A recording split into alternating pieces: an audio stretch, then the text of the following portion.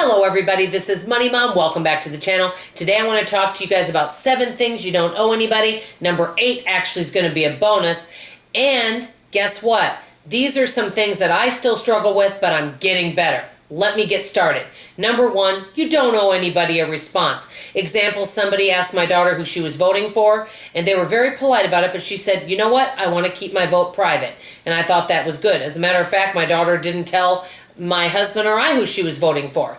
And that's okay because that's her business. Basically, I sometimes have folks ask questions about other family members, and those family members have asked for some things to be kept private, and it's not my information to tell. So I just politely say, yeah, I don't have a response for that. That's for you to ask them. So that's number 1. Number 2, we do not have to defend ourselves. I have felt for so long, and I'm getting much better, I was always on the defensive, that I had to try to explain until that person understood why I was making a decision. It could be a decision about a purchase. It could be a decision about what food we're having. For example, I didn't mention this to you, but the other day a friend of mine said, well, what are you guys making for your Thanksgiving dinner? And I told them what I was making, and this particular person said, well, that doesn't seem like a very healthy dinner. Well, I don't know why they asked me in the first place. What I did was I didn't respond to that at all. I sat totally silent on the phone. It was an uncomfortable silence. I just didn't respond to it because I'm not going to explain why I'm making certain things for the holiday. So that would be another example. I think we try to explain and defend ourselves so much of the time. And I don't know about you guys, I'm almost double nickel. I'm almost 55, and I am so over explaining and defending all of my decisions. Is anyone with me on that? Number 3, which all kind of ties into 2, your personal business or business of family members and other friends where people are asking. I'm learning as I get older, and a couple of my friends have told me this, Dawn, the reason that you get into these situations where you feel you have to defend yourself is because you share too much about your life. And I agree with them 100%. I'm keeping more and more things to myself because the more we share, the more people will put their values and morals on us, even if they're well-meaning. Many people really care about you and they want the best, but sometimes we have to figure out what we're going to do. Great example is weight loss. Many of us on this channel are on a weight loss journey.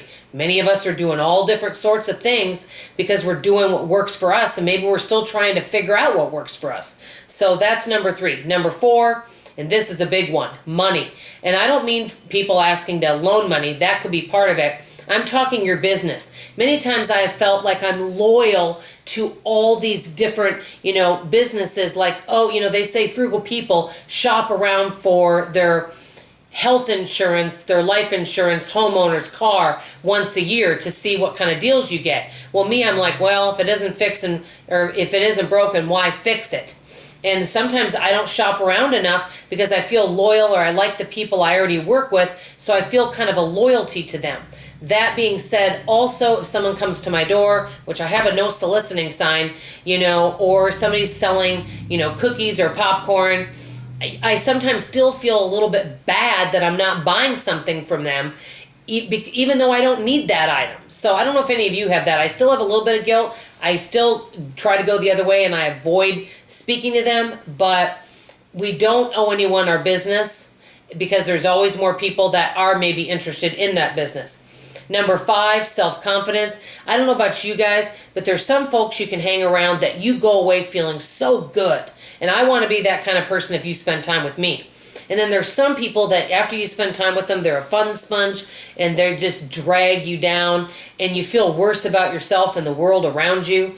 Those are kind of people we like to avoid if we can, but we don't owe anyone our self-confidence. Number 6, we don't know anybody to guilt trip us. And I don't know about you guys, but I always kind of feel like I'm never enough. I never do enough. And I've had a few people I know that will say, well, Dawn, you don't spend enough time talking with me on the phone. Or, Dawn, I've tried to get in touch with you. And these are people that have the gift to gab, where I don't have an hour and a half to really give them because maybe I'm really busy with my internet work that I'm doing.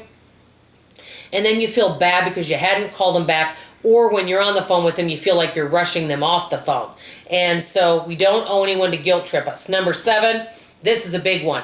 An explanation for your looks. I'll admit, maybe I'm not the most attractive person in the world. I've had some few people over the years make comments about some of the clothing I wear. It might not be becoming, or I don't dress up enough, things like that. Just to let you guys know, if you're my friend, as long as there's no odor emanating from you, or you're not wearing socks and sandals, I honestly do not care what you look like. You could wear a pair of pajamas and I would go out to lunch with you. I just want to spend time with a friend. We don't know an explanation of why we're not accessorizing with jewelry or why we don't wear makeup, things like that. And number 8, this is a big one for the season. You don't owe anyone a gift. Yes, it's wonderful to get a gift, but I can tell from reading all these finance blogs and all this, many people feel bad if they can't purchase a gift for somebody. I really mean this with all my heart. If you were my friend and I want to do something nice for you, I honestly do not care if you ever buy me anything. I just want a good friend to spend time with and bring me laughter and joy, and that we bring the best out of each other. That's all I want in a friendship. And to me, that's the best gift you can give. Let me know what you guys think. What do you think we don't owe anyone? I want to hear from you in the comments below. This is Money Mom signing off, and as always, I love you. Bye-bye.